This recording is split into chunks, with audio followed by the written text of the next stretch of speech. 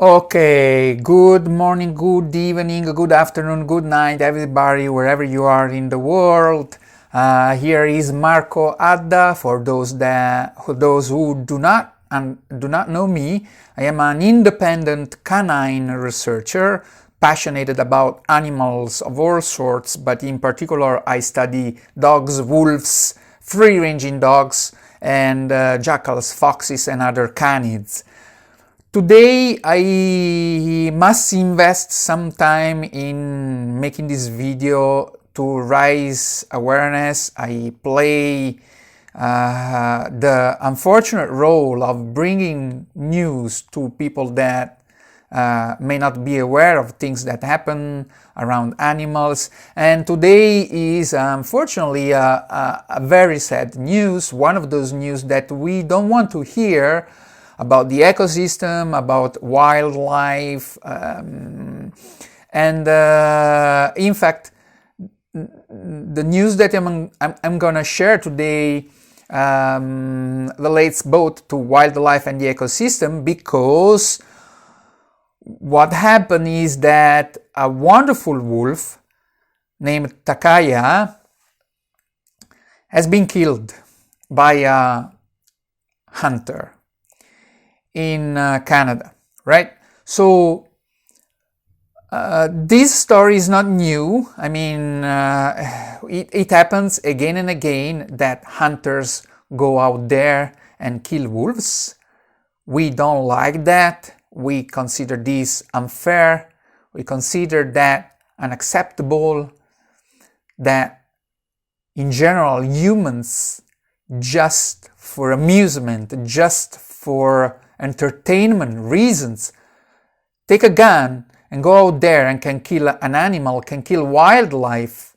In this particular case, they can kill a wolf. And in this even more particular case, they can kill this wolf, Takaya, that was so very important for so many reasons. And we are going to explore some of them. Let's check out what the press says. You can imagine that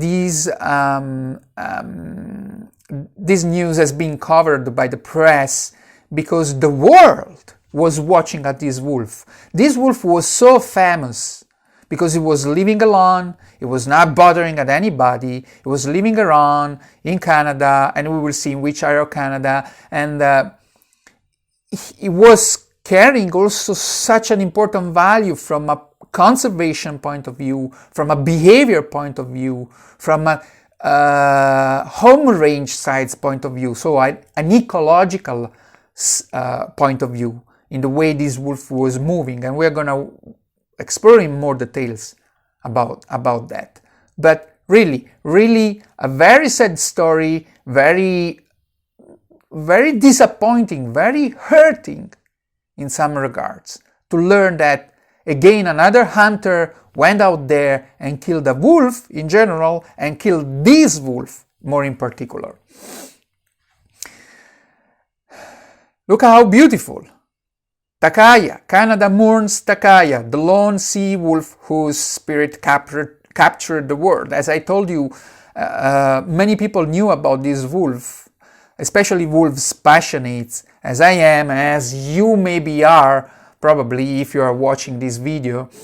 And people was following somehow the news about this wolf who was living alone in Canada, and was living on a little island and on the west coast of Canada, and was not bothering on anybody, was living out of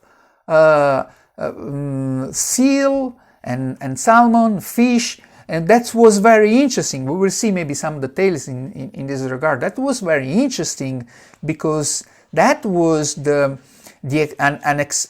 interesting example of how wolves, which are taught to live on ungulates like deer and elks, like for example, and how they can adapt their diet to different environments. For example, an environment as this one where there are no ungulates, deer or elks, but there is an abundance of fish, for example, right? And so this is, for example, one main aspects that made the story of this wolf interesting from an ecological perspective, meaning ecology, so meaning the ecosystem, meaning how animals, including humans, adapt to the ecosystem, to the change of the climate, to the change of the circumstances around them, right? So this wolf, by adapting to different type of diet, was also showing how that animal, wolves in general as a species, can be adaptable and can adapt to a different type of environment and different type of diet, which we have not considered earlier. I'm not telling about their adaptation, they're very adaptable, but the scientists and researchers have not been able before this wolf, Takaya, to see any other wolf to live, adapt and thrive completely on a fish-based diet, right? So the life and this week's sudden death of the legendary wolf shone a light on the often strained bond between humans and wild animals. And of course, we know that we have a strong bond with wild animals because they represent the wild nature that we are still carrying and we cannot express fully, because actually we barely express it in the best case scenario. In other case scenarios, we have completely lost track of that wild nature within us because we are exposed to different environments now, away from the wild, and we are used to our civilized societies. So the call of the wild, sometimes we can no longer hear the echo of that call within ourselves, right? So wild animals, especially in the case of wolves, which is a very powerful animal, and we have an ancestral bond with wolves, really represent the opportunity for us to feel, to stay connected at some level with the wild, right? And this is also the reason why people are so passionate about wolves, and this is also why many people today are mourning the loss of Takaya. And so you can see, this is, for example, in this article from The Guardian, a very important journal, of course, shows a picture of Takaya living on his little island. This picture has been taken by Cheryl Alexander, who is a woman that she has spent considerable time. Actually, she's the one that has spent the most time searching for Takaya around and doing research about his movement, behavior, and his diet. So she has been taking a lot of photographs around about Takaya on the island while Takaya was fishing or hunting, and so we have we are lucky somehow to have an important archive, let's say, of photographs of Takaya in some different situation and behaviors. And so my shout out to Cheryl Alexander and other researchers that have been around that area searching and studying Takaya because of his importance, because of the importance that Takaya represents for the ecosystem and for understanding this particular species that wolves are, right? So as I was saying, this is a picture from Cheryl Alexander, and let's close this. And you see Takaya here is just on this little piece of land, and as I was saying, you can see this other picture here, again from photograph Cheryl Alexander. This is Takaya on a rock. The history of Takaya, basically Takaya was 8 years old a few days ago when he was killed. He was killed about on the 25th of March 2020. Today I'm shooting this video on March 31st, so already 5 or 6 days have passed. So it was an 8 years old wolf. He was living alone. He was probably away from his original pack many years ago, and he was living in Oak Bay.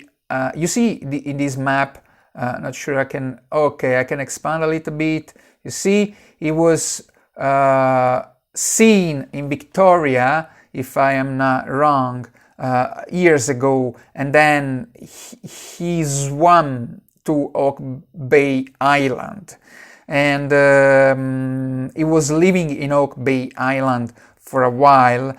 Then we're gonna watch in this article, we're gonna read, I have it here. You see, this is a brief history.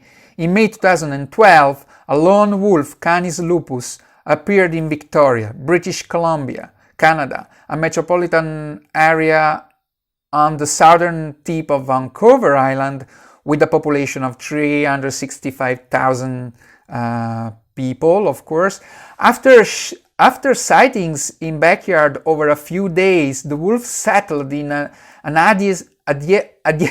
adjacent Chatham and Discovery Island.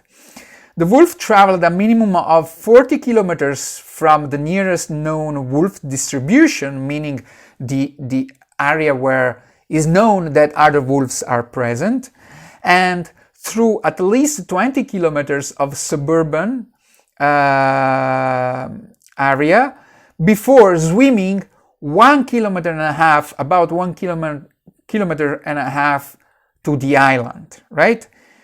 The island chain comprises only 1.9 square kilometers of terrestrial area, with 1.2 square kilometers owned by the Songhees First Nation, while a portion of Discovery Island and islets occur within provincial protected areas of that zone, right? And Songhees First Nation, which is a native nation of that area, is also, I guess, the one that inspired or gave, not quite sure, the name to Takaya, because Takaya is actually a name from the First Nation tradition, right?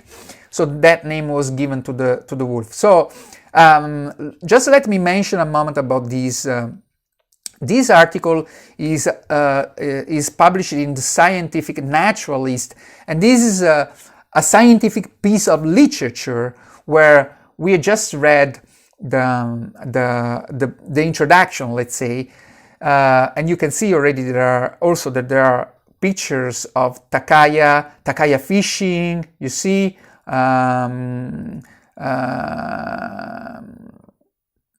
Takaya the wolf with the background, and C, let's see, Takaya with the recently killed arbor seal.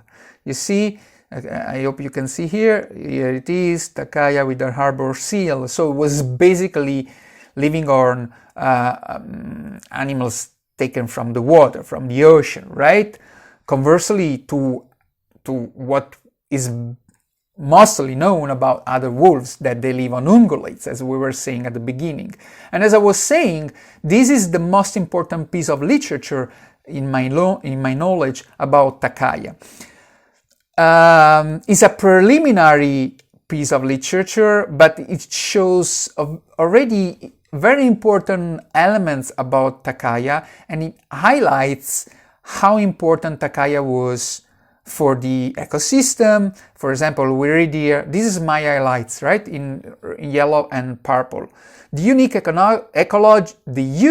ecological and social cultural context of Takaya has prompted us to reconsider the spatial ecology, dietary niche, and sociality of wolves, as well as to reflect on the challenges and opportunities of coexisting with carnivores, right? So as I mentioned already, not just Takaya was very important for, it was showing that it can live in a different environment compared to other wolves, as we've said before, so it can also feed on a different diet, but also it was living in an area so proximate to people that and it was living in peace in that area, that raised the attention on the fact that maybe we can coexist, we can share areas with wildlife in a way that can be managed somehow and doesn't necessarily generate conflicts, but it can integrate human being and other wildlife in a buffered zone, so to speak, right?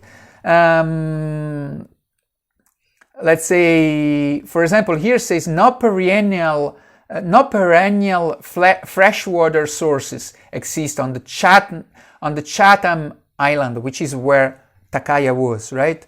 And in fact, Takaya was digging holes to find fresh water, because of course it can find food in the water, but it cannot drink salt water from the ocean, right? Salty water. So because there are no sources of fresh, not continuous sources of fresh water, Takaya needs to dig into the ground to find some water underground.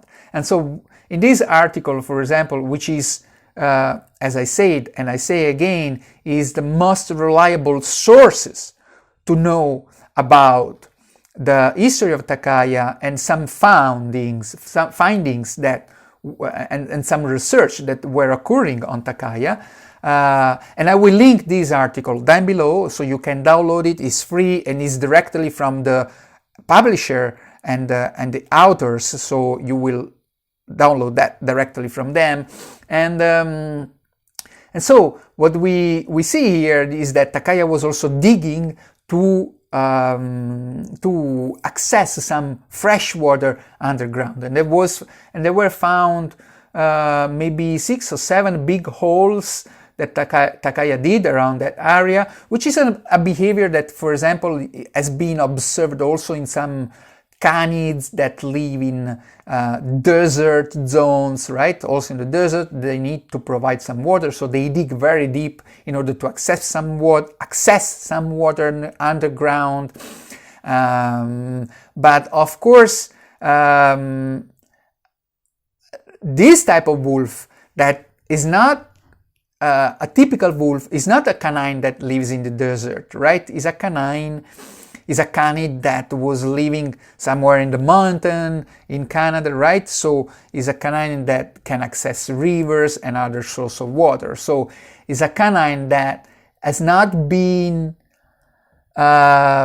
typically exposed to that type of behavior, and also is coming from generations of wolves that also are not being exposed to that type of behavior, likely because they live in a forest, in the wood, right? And yet this wolf showed this behavior, right? And this is a very important note, because it relates again to adaptation. It relates again to the fact that some species, and we can say probably of many species, even though we don't have proof of that for every species, we don't have proof, we are discovering it now about epigenetic and how we have genes, humans and other animals. Certainly we have genes that are available in our genetic, but we don't use because there are no external circumstances that activate that gene, and therefore some behaviors that are related to those genes are displayed, right? But this is an example. So Takaya probably didn't learn the behavior of digging from his parents, for example, but because he maybe is carrying in his genetic that behavior, and that behavior maybe was dormant, was sleeping in the moment that the circumstances, the ecological solicitations, inputs were requiring that behavior. Then Takaya and the whole system of Takaya genetically fostered that part of his built-in heritage, built-in genetic code, and therefore triggered the behavior that was needed, that is digging in order to find water in order to survive, right? So this is another important thing that has been observed. And again, in this important piece of literature, we see that the area that Takaya was covering was really small, probably the smallest area ever been observed in a wolf. This also put upside down a little bit of the previous research that have been done on the home range sides of wolves, which is very extensive, very large. But in this case, we have an home range sides, meaning the area where the wolf gravitate, right? Not necessarily the territory. The territory may be a very small area or a smaller area, and anyway, in this case, is a very weak concept, because Takaya didn't really need to set a territory in the sense that didn't have other wolves around, right? And so, okay, but let's just let's just make this clear. The territory is the home area of a wolf, and the home range is the area also away from the home area where a wolf can migrate in order to find a mate, in order to find food, and in order to adjust to the seasonal shifts of the climate, right?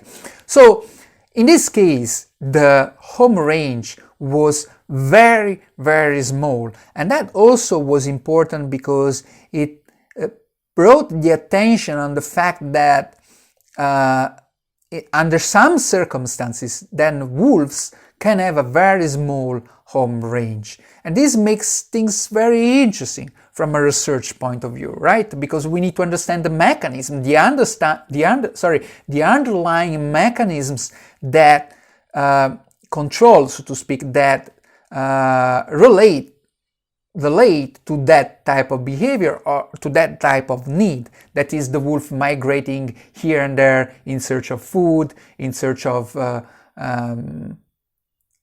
let me see, recording, yes, in search of food and in search of mate, in search of new resources, or in search of water, and so on, right? So this is another important factor. Let's see what I highlighted it. Most ecological studies report population averages, not divergent behavior of individuals. Such information can give us insight into evolutionary plasticity, past and present, as well as behavioral resilience in the face of environmental change, as we have said, right? The fact that this wolf was adapting to this type of environment, it can give us an insight into the evolutionary plasticity, meaning how plasticity relates to the fact that a species can adapt to different environment, to different type of solicitation through evolution, generation after generation, right? So evolutionary plasticity, right? And so the fact that Takaya was adapting, it was triggering the interest, or adapting to that type of environment was triggering the interest also from that point of view. So all in all, a very important individual, not just because it belongs to the species of wolves, and which are already per se a very important species for ecological reason, because they play a very important role within the ecosystem. And again, I will link down below a video where I explain the trophic cascade, that is the mechanism that where we can see that wolves play an important role in the ecosystem, and they is thought that they somehow keep the ecosystem in balance, although we are still understanding and studying those mechanisms, right? So you will find the link down below. Go to watch that video. And so all in all, a very important wolf, I was saying, because is showing also important aspects that can be crucial in understanding not just wolves in general, but also the ecosystem itself, which is something that immediately relates to us, to our life, to as human being. We need to know what happens in the ecosystem, and we can understand that by watching at what other animals do, and then we can treasure that knowledge to also understand how we need to adapt to the ecosystem and how we need to cope with ecosystem, with ecological changes and so on, right? But again, back to the story. What happened is that a few days ago, a hunter went out there and killed Takaya. And this is another story. So why that can happen? Why that can happen? Why it can happen that somebody bring a gun, go out there for entertainment, for amusement, for having fun, for satisfying his own personal need, his or her personal need. I'm not sure if it was a man or a woman. Why that can happen? That somebody goes out there, see that wolf, it's just something moving in the bush, and kill the wolf. And this, without even knowing in this particular case that wolf, which was protected from the researchers, from the First Nation, was protected on that area. How is possible that this person goes out there with the gun and shot the wolf down? This is unacceptable, and I would like somebody to answer to that. We need some explanation for that. I know somebody in the news, it says that there is a case open and an investigation open. You see here in this article, those are the researchers. And of course, we have Sheila Douglas, Thomas Rimchen, and Cherry Alexander, as I mentioned before. The photo here is of Leyland Checo, and you see Takaya here. So I was saying there is an investigation going on, but this is unacceptable. That cannot happen. That just cannot happen. And I want to add something about this. As I mentioned before, in general, wildlife, and in particular wolves, represent the opportunity for us to remain connected to the wild. The opportunity for our wild nature to remain connected to the wild. And in the particular case of Takaya, that has been killed just a few days ago, in this moment, in this critical global moment, where we are all quarantined, we are all inside, we cannot go outside, we cannot go even in the park just behind the corner, because we are quarantined globally. So we are even more disconnected from nature, because forget about going to the wood or going to, if you're living in a city, going to the wood, going to the park, the big park that you were enjoying every now and then in the weekend. Forget about it. We have lost all of that, at least in this moment, and who knows how we are going to recover from that point of view, when we can go out, when this coronavirus is going to be won, right? So we are forced to be at home, right? So we feel even more frustrated from the point of view of being separated from nature, of feeling ourselves away from nature, right? So even more than ever in this moment. The connection that Takaya was representing with nature was for us, it was a bridge for us, right? Almost like to say, okay, I'm forced, I cannot go home, I cannot go in the nature, I must be home. But Takaya is out there, this wild spirit is out there, and is representing for me that part of me that cannot go out, cannot go into that wild, cannot go even in a park behind the corner, but by Takaya being there, I feel that part of me is still being with him, free spirit, free roaming around the wild. And then this hunter goes out there and kills Takaya, has taken away from me and from everybody that opportunity, that possibility. That opportunity of feeling our spirit connected to that animal and being out there in the wild is gone, because that animal is gone. This is something that may not be obvious, but this is something that by killing Takaya is being taken away from us. So wherever perspective you want to take it, wherever perspective you want to watch this from, is a very sad story. We are, first and foremost, we are all already in a stressful situation globally, worldwide, because of the virus, because of the pandemic, and we are already in a condition of mourning. We are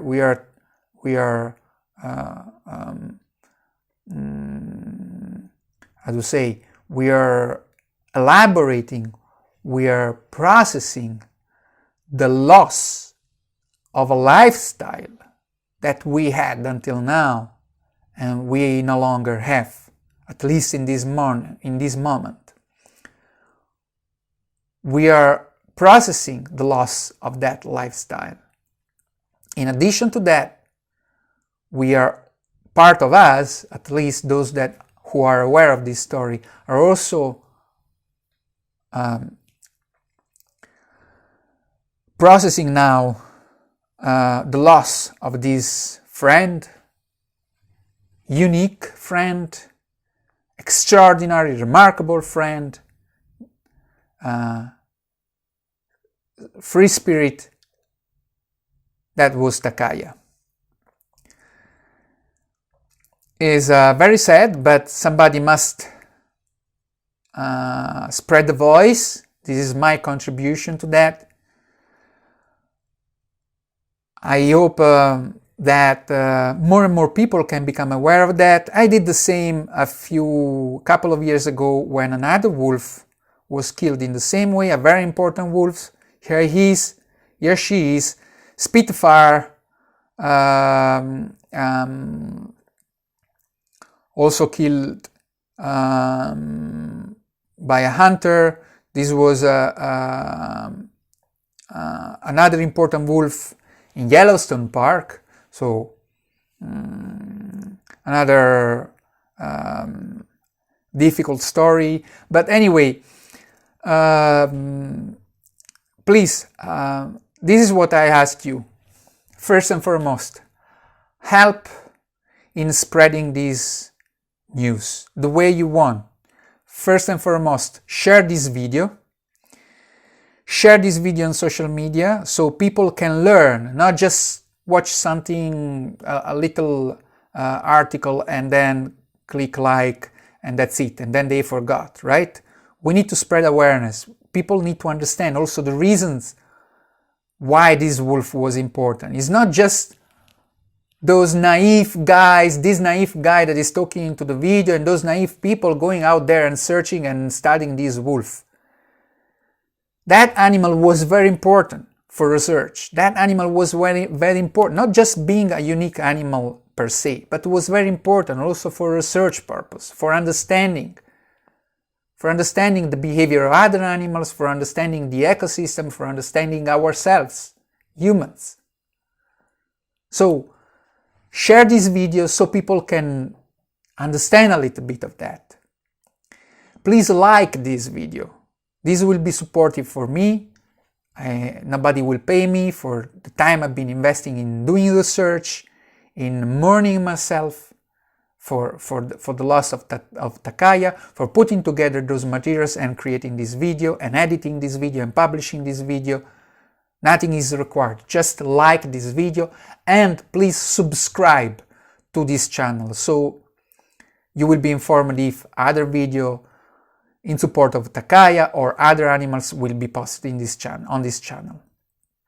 And also download this piece of literature that we have been exploring so you can study yourself this piece of literature, and you will find some other references. You can go deeper into the investigation if you want and understanding a bit more about wolves. And if you are also curious in learning once and for good about wolves, that is, as it is in my knowledge, just one, and still I don't believe why, there is just one online program about wolves, which I created.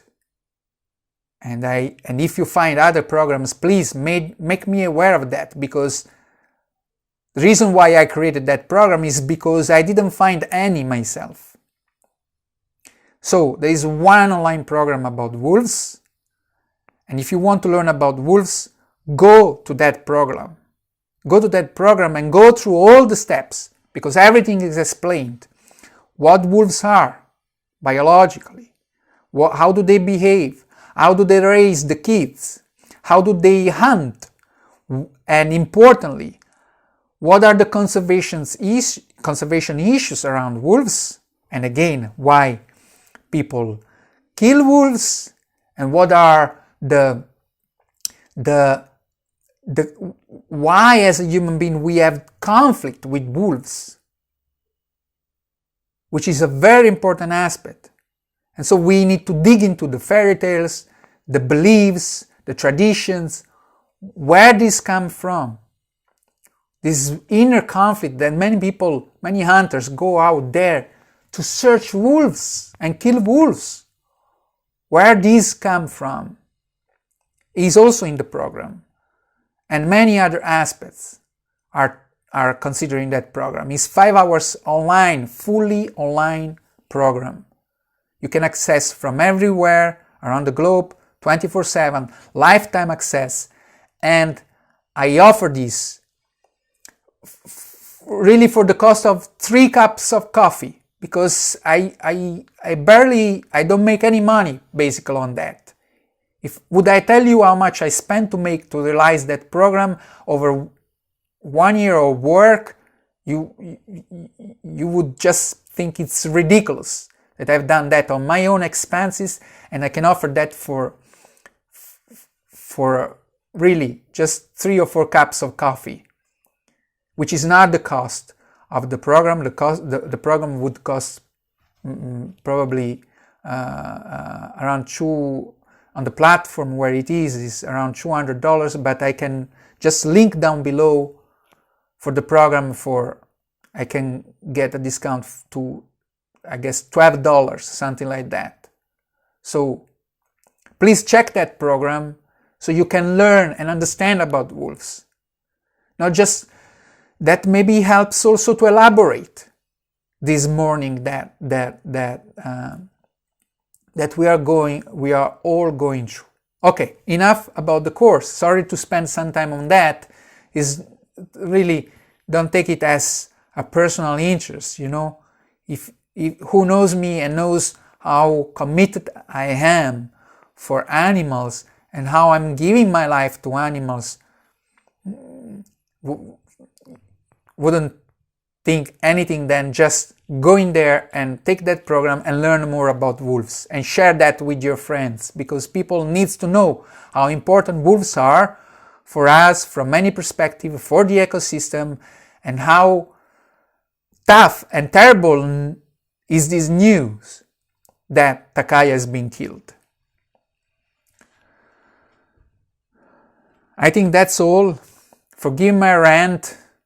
I must put some energy and some emotions in this registration because there is no other way to express my disappointment and my concern and for other cases that also can happen and other cases that also happened similarly to the story of Takaya. So the last thought is that I want to share my empathy to Cheryl Alexander, first and foremost, who is the woman that has been investing a good part of the last few years, dedicating her time to Takaya. And the bond that she had with Takaya was very strong. Not that they always met from distance, from a certain distance, because that's the way to do it, right? Takaya kept the distance, and Miss Cheryl also kept the distance. But she was going out there again and again to track him, to observe him and photograph. So the bond, she also brought her family, I guess, to see him. And there are a couple of documentaries online. I will link those down below too, so you can go to check those. So my empathy to her, I can imagine how she's struggling after this news.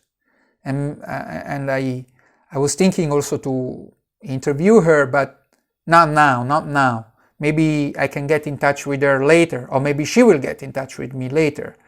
But now I just want to respect her silence, and but I also want to express my empathy for her and for what she's going through. To her and also to other researchers that have been spending time around the area, studying for Takaya, and also I want to feel empathically close to all of those that are mourning with us, with me, and with us, with all of us around this story. I want to feel close to all of you. Let's be connected. Let's raise awareness. Let's talk more about wolves. And let's hope that stories like these do not happen again.